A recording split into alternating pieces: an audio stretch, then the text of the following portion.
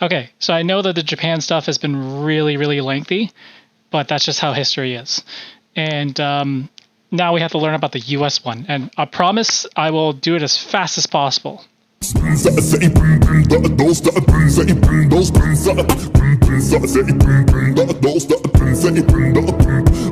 And that is the 40-year history of the US. I wanted to do up to 1920s, do a 100-year history.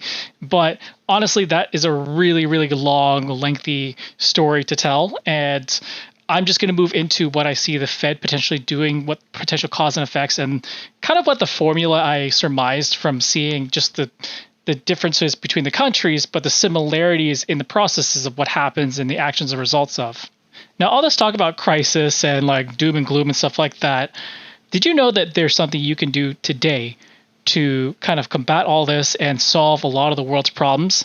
And that is by clicking that big red subscribe button, hitting that like button, and leaving a comment. It doesn't even have to be a good comment. It could be a mean, angry comment like most people do. But, you alone and your actions can change the world by subscribing and liking. So like with most macro, I have no idea even if any of these fully interconnect or anything like that. So you're free to make your own assumptions and to make little pivots here and there, because I might combine things that are unlike, that seem kind of weird or whatever, but I just see corruption, and I understand that corruption exists in this world in any shape or form, even if it seems like they're grandstanding, they're such a great person and all that sort of stuff. I understand that people are very self-interested in fame, glory, and all that sort of stuff. That all exists. And I'm looking at this from that type of point of view, because I know that most of these people who are in the seats of decision making will always do something to benefit themselves or to grandstand and make it seem like they're more benevolent than they are. But I'm not here to judge them on that. I'm just understanding it in the world, and I'm trying to make the best of it to my ability so that it benefits me and whoever I care about. So with that said, let's get into the first one. So where we start is we have a major economic event or trading partners. Something happens with one of our trading partners, for example, like back in the 2000s when the dot-com bubble was surging and everything, right? In the US, what actually put a stop to it? If you look at some of the wikis, it'll say something like, okay, well, it was because online growth hit a ceiling and they couldn't grow anymore because the online world was already, at its peak and stuff like that. Another argument was that Japan was going into recession, and somehow that affected the U.S. as well, which caused everything to start tumbling because then, people needed money, they started panicking and so forth. But whatever kind of event you want to, frame it as, you can go right ahead. Like it could be the housing bubble, it could be, famine or anything like that.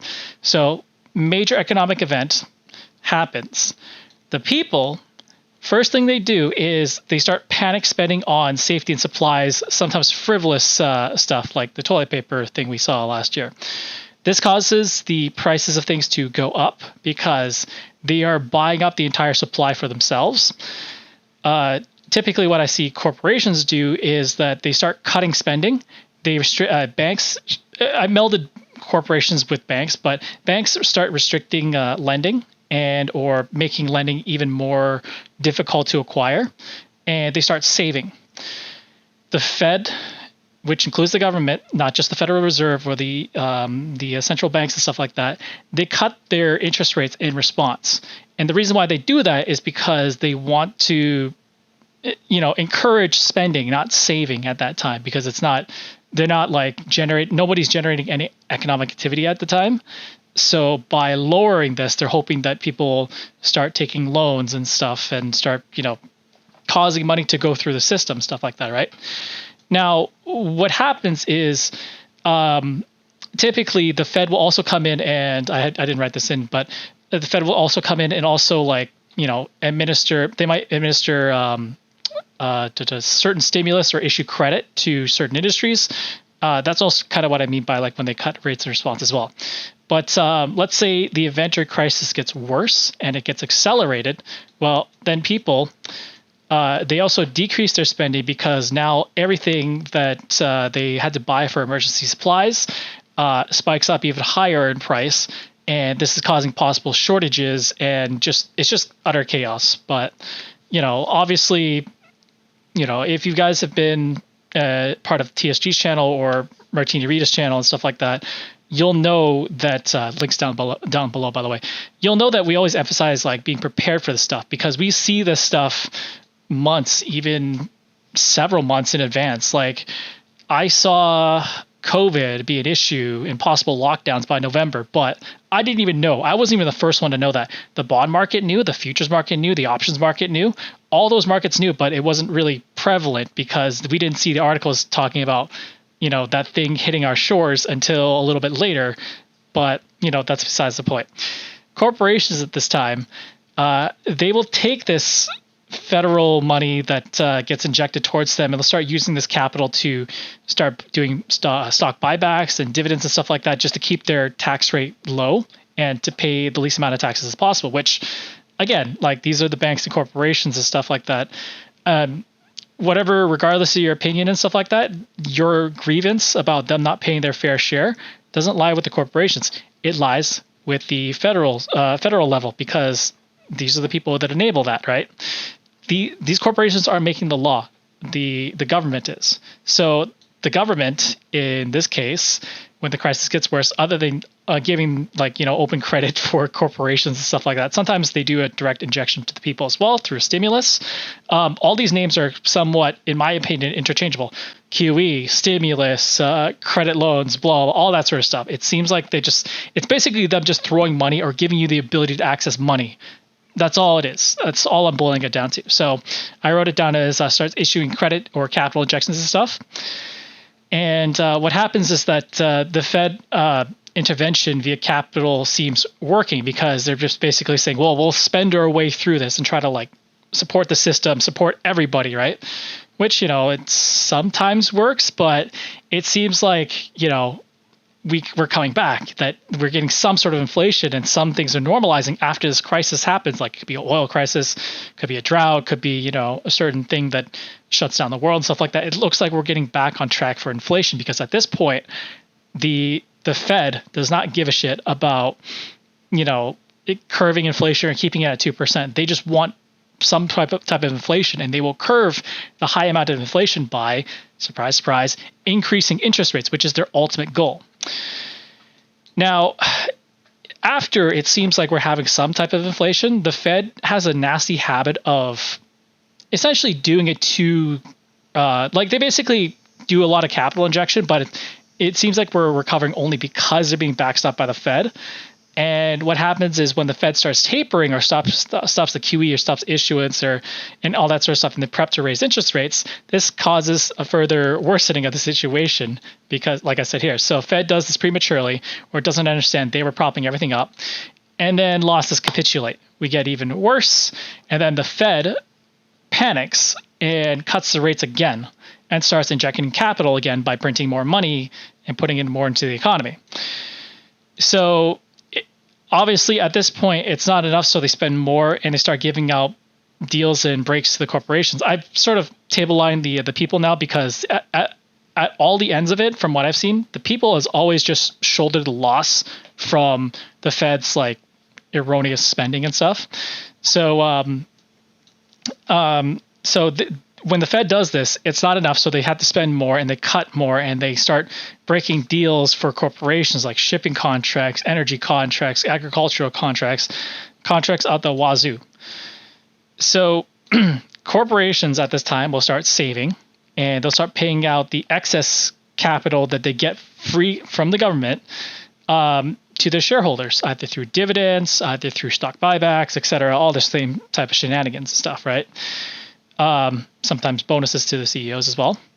But what'll happen is that because these guys are not stimulating any sort of economic activity, and the Fed is basically just backstopping them to basically do absolutely nothing, they aren't really generating any taxable dollars, which, again, markets will continue to free fall, because at some point the Fed will theoretically run out of money or can't issue any more money, and the markets will just go for a massive little free fall for a little bit. And some of the corporations that can't survive this will get absorbed into bigger corporations or just straight out get demolished. That's just the nature of things. That's just how capitalism is. But after a bit of time passes, when we do find that bottom, most of that debt that people incurred that were just so astronomically high gets cleared. They go into bankruptcy, they can't pay it back, and so forth. And they just, they go through the bankruptcy proceedings and so forth, and we find a bottom and stuff like that, right? And I think bankruptcy lasts about 7 years, which is kind of funny because, theoretically, the saying was that we always see a market cycle every 8 years. So, a big crash situation, as people say it. But after we find that bottom, we can start relatively assuming that we are going to see some inflation, some actual inflation start to come about because we finally found this bottom. People need to go back to work. We still need to start producing stuff again. People need to consume stuff and so forth, right?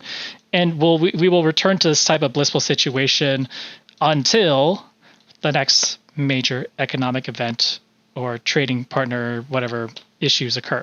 So this is just my basic understanding of some of the macroeconomic structures and how the Fed reacts, what their cause and effects is. And from what I can boil down to, it's always just an issue happens, Fed steps in to throw money at the problem, which seemingly looks like it's being fixed through that. But when they start pulling away, it's like, okay, well, the issue comes back again, and the Fed's like, oh no, we did this too prematurely. Here you go. Here's the money again, plus a little extra with the deals and stuff like that because of the times we pulled away too early, too quickly. But if I was to look at the chart right now, I think we are somewhere around here. So I think we are seeing the appearance of inflation and normalization. The Fed has announced recently, instead of tapering in 2022, they're actually planning on tapering a lot earlier, might as be as early as September. I think they're already doing it right now. But I think they want to raise interest rates. But, the Fed does this prematurely a lot of times. And I think that we're headed for this afterwards. So, again, I might be wrong.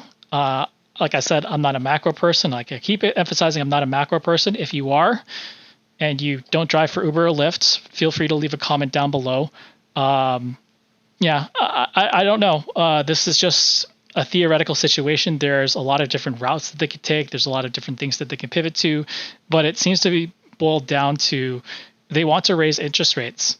And when they do, they're going to do it prematurely when we don't actually have any actual economic growth, and it might or might not pop asset bubbles.